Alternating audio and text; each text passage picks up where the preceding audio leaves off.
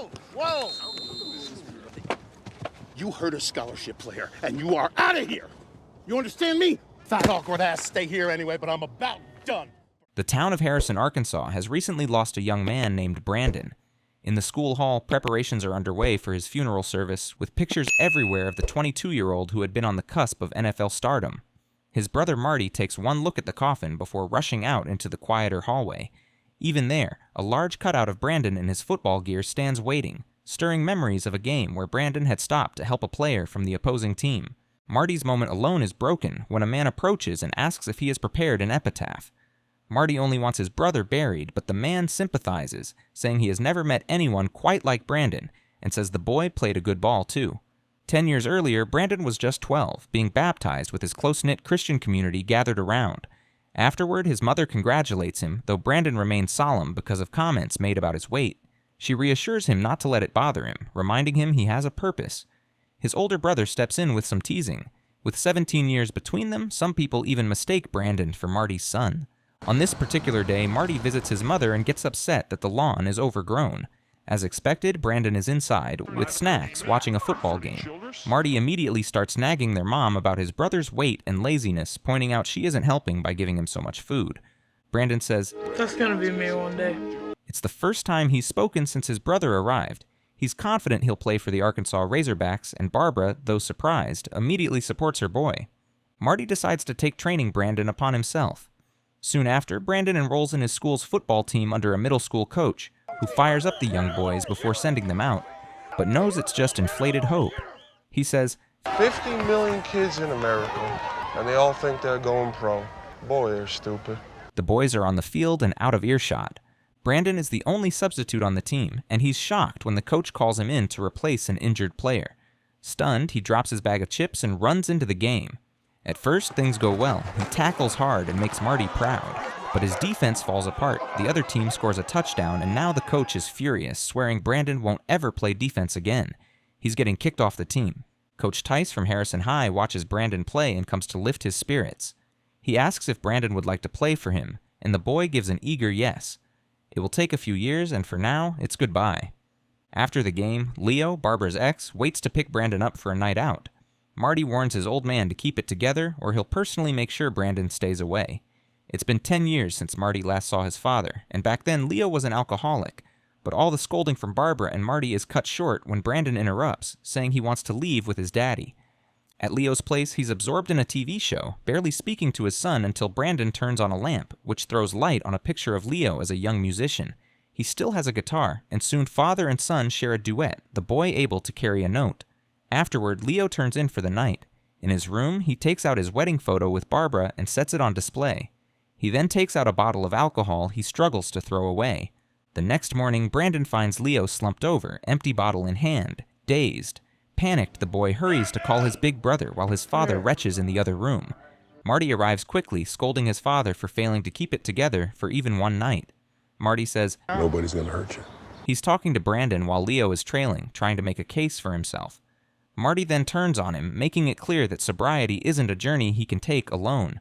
If Leo truly wants help, Marty will be there, but until then, he has to stay away. Time shifts forward to Brandon's high school years. Now playing defense for Coach Tice, he's steadily improving. Yet Brandon confides in his coach that he doesn't feel born to play, that he has to work twice as hard just to keep up, almost like he's forcing himself down a path God didn't intend. Tice replies with an illustration that shows why hard work can be more valuable than raw talent. Behind the scenes, he arranges an unofficial visit with Coach Benders, the O-line coach, which could open doors or not. Meanwhile, Marty helps Brandon apply to schools for a scholarship, though nothing has come through yet. The brothers operate as a team, Marty handling the paperwork off the field while Brandon handles the performance on it. Despite setbacks, Brandon holds on to his dream, insisting the only team he wants to play for is the Arkansas Razorbacks. Before a game, Benders goes down the line handing out handshakes, but he hardly notices Brandon. After the game, at Brandon's request, Marty approaches Benders, who doesn't mince words. Brandon is still high school size, he says. If he wants to play as a lineman, he'll need to be at least 300 pounds. Benders starts to walk away, but Brandon confidently pitches that he can get bigger. That gets the coach's attention, though he still insists the best he can offer is a walk-in spot. Brandon won't be playing on his team. Marty is ready to wrap it up, but Brandon isn't willing to give in just yet. If Benders wants him bigger, then he'll bulk up. Back at his high school, Brandon keeps training under Coach Tice. Soon after, Tice stops by Barbara's house with good news. Brandon has received a scholarship offer to Arkansas Tech. Everyone else is thrilled until they notice Brandon isn't. His heart is set on becoming a Razorback, no matter what anyone else thinks. On graduation day, it's announced that he has finally accepted the Arkansas Tech offer. From the stage, Brandon briefly spots his father in the audience. Even so, he remains determined to play for the Razorbacks, even as a walk-in. Marty, frustrated, tells him to wake up to reality. The family can't afford his dream. Nothing adds up to him making it there, except faith. And faith alone, Marty argues, won't pay the bills 40 years down the line. Meanwhile, Leo lingers nearby but doesn't approach the family. Later, after overhearing his mom talking about bills on the phone, Brandon goes to his room and tapes back together the torn scholarship offer. Barbara steps in and tells him his father will fix his car so he can commute between school and home, and she herself will take out a second mortgage. That way, Brandon can go be a Razorback, even if it's only for 1 year. Overjoyed, he promises to earn a scholarship and ease her burden. You're gonna be a Razorback! She tells him, placing the souvenir cap on his head. They both laugh and agree. With his car fixed, the whole family gathers outside to bid Brandon farewell. Marty and his wife Vicky even surprise him with a phone so he can stay in touch. Back in the present, Marty drifts across the wide field. Down below, a stranger whistles and Marty joins him to sit. The man doesn't give his name, but quietly offers condolences. Inside, the rest of the family is busy with funeral arrangements, yet Marty admits he just needed some space. The man uses the moment to stir his anger against the injustice, against the circumstances, and even against the well-wishers gathered in prayer to a God who could have saved Brandon but didn't. Marty replies, "It's just what they know. Traditional stuff." But the man chuckles. Used to use leeches to bleed out a fever too, but we got over that, didn't we? From where they sit, the open field stretches out before them, the same field tied to Brandon's memories. The man keeps pressing, sowing seeds of doubt, urging Marty that he doesn't have to put up a front to honor his brother. Just then, players arrive in trucks loaded with flowers. One of them admits he's also struggling to trust a circumstance he can't understand. Marty's voice of doubt lingers among them, still feeding bitterness toward faith. There are 7 players in total, and they've spent days gathering flowers from donations. It's been exhausting, but Mike recalls how Brandon taught them that if something is worth doing, it's worth doing all the way through. Inside, Barbara worries about Marty, but Pastor Rick reassures her that he'll be fine. Back to 1994 in Fayetteville, Arkansas. Brandon shows up carrying extra weight, while the other players are all muscle. They notice, and the whispers begin. When they line up to get scaled, Brandon weighs in at 330, which is 85 pounds heavier than last fall. He's taller too, but the extra body fat isn't what Benders had hoped for. Under Coach Ford's new policy, every athletic scholar has to share a suite with a walk-on, who's treated more like an errand boy than a teammate. That's as far as the sharing goes, though, since walk-ons are kept in separate locker spaces. Training starts immediately, but Brandon's size works against him. His stamina falters, his footwork trips him up, and the teasing from the other players only grows harsher. At one point, he throws up on the field, but he pushes through, showing a stubborn determination that catches both Ford's and Bender's attention. If he doesn't keel over first, he might just prove himself. Still, strength alone won't make him a lineman, skills do. While Brandon struggles through drills, Marty sneaks into the bleachers to watch with a camera in hand. Ford pulls Benders aside, insisting he stop wasting time on a walk-on with only 2 weeks until kickoff. Benders argues that everyone deserves a chance. We just might find a diamond in the rough, he says, but Ford shuts it down. You're looking for diamonds, go to Murfreesboro, okay? Work with the ones who can help us, Mike, please. Come on. Later, Benders tells the team that Brandon and the other walk-ons will be on the scout team. That means no games, no scholarships, just practice fodder for the starters. Brandon begs for a chance, explaining he needs the scholarship badly. Benders softens, agreeing to at least dress him for the final game, but warns if he doesn't make the spring cut for the following year, he'll have to drop out. He reminds Brandon to be proud of his resilience. Both are unaware that Marty overheard the whole exchange. Meanwhile, the players are merciless.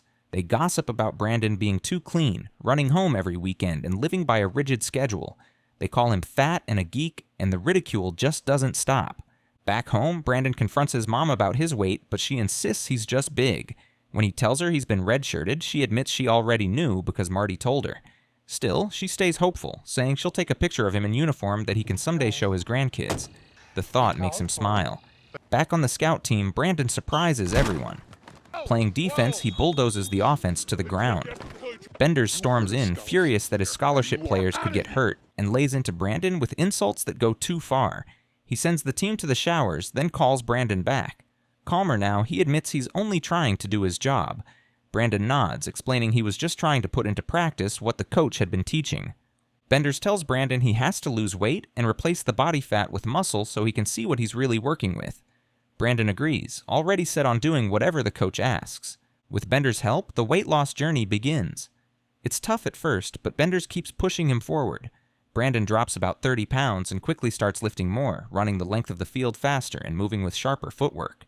When Benders once asked him how bad he wanted it, the answer is clear, bad enough to train in the rain. Even the scholarship athletes begin to notice the change. Before long, he's down to 279 pounds. Back on the scout team, Brandon lines up across from a scholarship lineman for a blocking drill. At the whistle, the two slam into each other, shoulder to shoulder, straining for ground.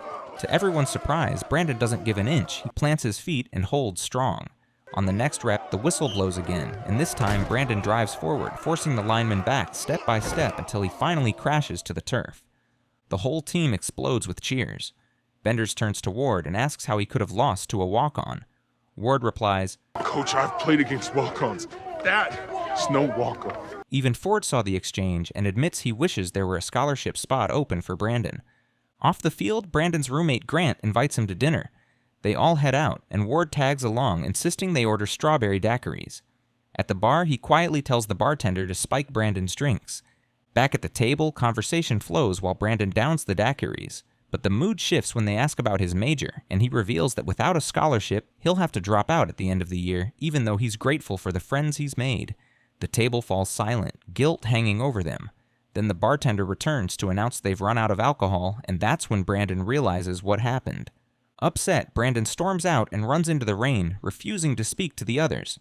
Ward shrugs it off, saying they should just let him be because it's not that deep, but Grant goes after him. Then Luke follows, and Grant has no choice but to join them both under the rain. When Brandon finally tires out, he turns to them and extends a silent handshake as a peace offering. The big game arrives, and true to his coach's word, Brandon is suited up as a player. His brother is there on the sidelines, snapping picture after picture. Afterward, Coach sends Grant to tell Brandon to clear out his locker and meet him in the office. Back home, Marty is ordering pizza when he gets the news that Brandon has earned a scholarship to be a 3-year starter. Meanwhile, his teammates chant and cheer as the newest Razorback pulls on his helmet. Back in the present, Marty is still caught up with his imaginary companion as he watches the players arrange pots of flowers across the field. Their conversation circles around the question of why Brandon, such a good kid, only got 22 years, while far worse people are still out there living into their 70s. The stranger feels that life is just random like that, not carrying nearly as much meaning as people want to give it. He knows it strikes Marty as odd, though, since both of them pride themselves on being men of logic and reason. Coach Tice finds Marty and offers his condolences. He says, You know, I'm sure that I'll get over his death, but I'm not sure I'll ever get over his life. I mean, it's like I was telling the team. Oh, man, we're lucky. Now when we get to tell folks that once upon a time we actually knew somebody like that. Well, if there were any justice in the world, you still would. Then Tice shifts his attention to the field, pointing out what the players are doing. A crowd is already beginning to stream in, and they'll need to finish quickly.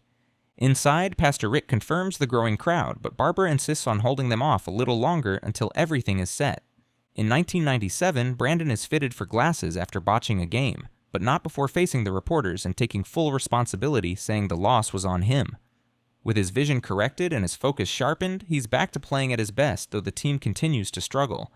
Not long after, Benders delivers difficult news. Leo is gravely ill with cancer and has already lost his sight. Brandon tries to stay stoic, insisting he can't afford to miss practice, but Benders pushes back, reminding him that football isn't forever, souls are, so he's going home. Brandon visits his dad in the hospital, where the old man begins voicing his regrets. He wishes he had done better, but he hadn't, and now all he wants is for his boys to be more help to their mom than he ever was. He's managed to pay off the title of Brandon's car and even sold his guitar to help Barbara, who is now working 3 jobs to keep up with the mortgage. Marty doesn't want him to go yet. He tells his father he's forgiven and insists they just need the Lord's mercy and healing power to bring him back on his feet. When Marty starts to pray, Brandon quietly steps in to correct a statement, which leaves Marty unsettled. To Marty, prayer should bring exact answers to the righteous, and with righteous Brandon there, they'd better pray. So they bow their heads together, Marty asking God for a couple more years with his dad, because to him, a good man like Leo deserves the chance to see so much more.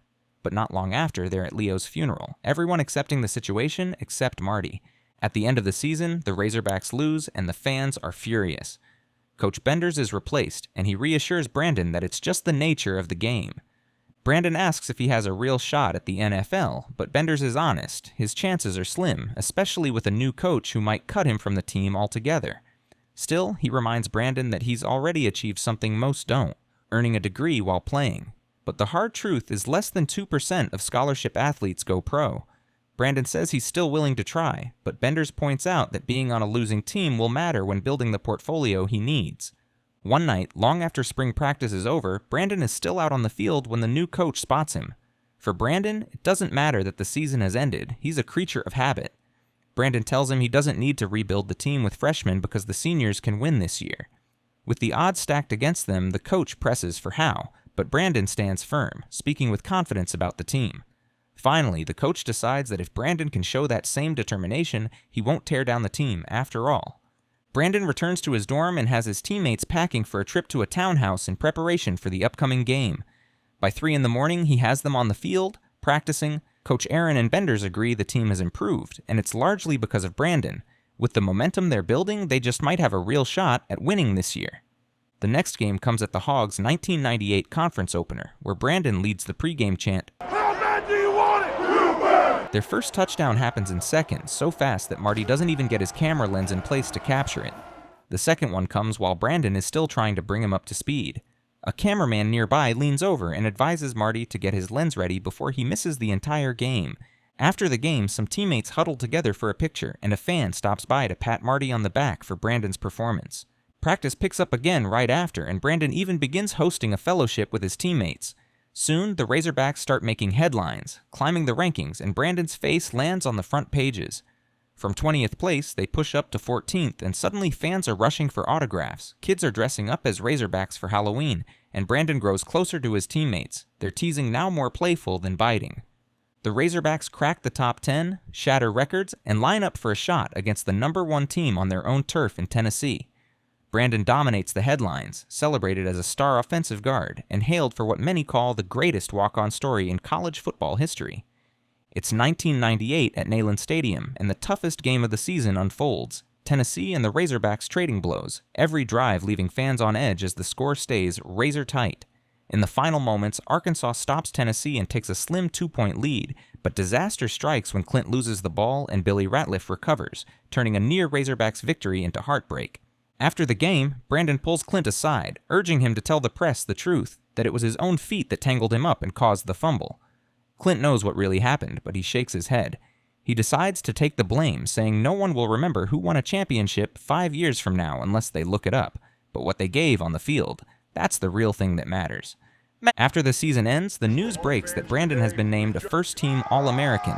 Excitement spreads everywhere, and Marty beams, Take off for you, Brandon. There are rules, and you just proved it. Back in the present, Blake pulls Marty out of memory and hands him Brandon's ball. The boy recalls how, when he was younger, Brandon was always kind, always someone you could look up to, a blessing of a brother. But Marty's voice of doubt creeps in, and though he tries to quiet it, the man insists on holding him down. For now, Marty gives in. Meanwhile, Indianapolis calls Brandon away from Arkansas. In April 1999, he steps into the Colts minicamp, where Coach Howard surprises him with a starter position. Brandon laughs in disbelief, but Howard tells him his hard work has finally made things come easy. Life is good now, and he should enjoy it. Brandon skips the team's ring ceremony so he can drive his mom to church, planning to head to Indianapolis the next day to sign his contract. He tells them that no matter how far football takes him, he's always longed for home, and when it's all over, that's where they'll find him. Then he sets out on the long, winding road, one that will never bring him back. It really is time to go, Barbara would be worried, but that voice keeps Marty rooted, this time raging that serving a God who took a boy just days away from changing his life, and his mother's, is the real injustice. But Marty has had enough, and the man is forced to walk away. Marty had tried calling Brandon, but his line was dead. The next time they pulled up at Barbara's, the police were already there. He heard her scream and rushed inside, only to learn the harrowing news. Brandon was gone. A car accident, hit by a truck, killed on impact. Barbara finds Marty, and from the top of the bleachers, she can already see the flowers the players arranged on the field. She gushes over how wonderful it looks, then reminds him it's time to start the funeral. But Marty isn't ready because he wants answers. Barbara tells him to trust the process, comparing it to when Brandon first got his glasses. Terrible at first, but worth it in the end. She has to go, and he's left to decide for himself. The service begins without him. Marty pauses to pray, then turns and finally sees the bigger picture. The sea of flowers across the field spelling out a clear message from Brandon to everyone. We trust. At last, Marty returns to the celebration of his brother's life, carrying a new measure of faith for his own. It's a wrap for this one. Keep watching for more. Don't forget to like and subscribe to our channel.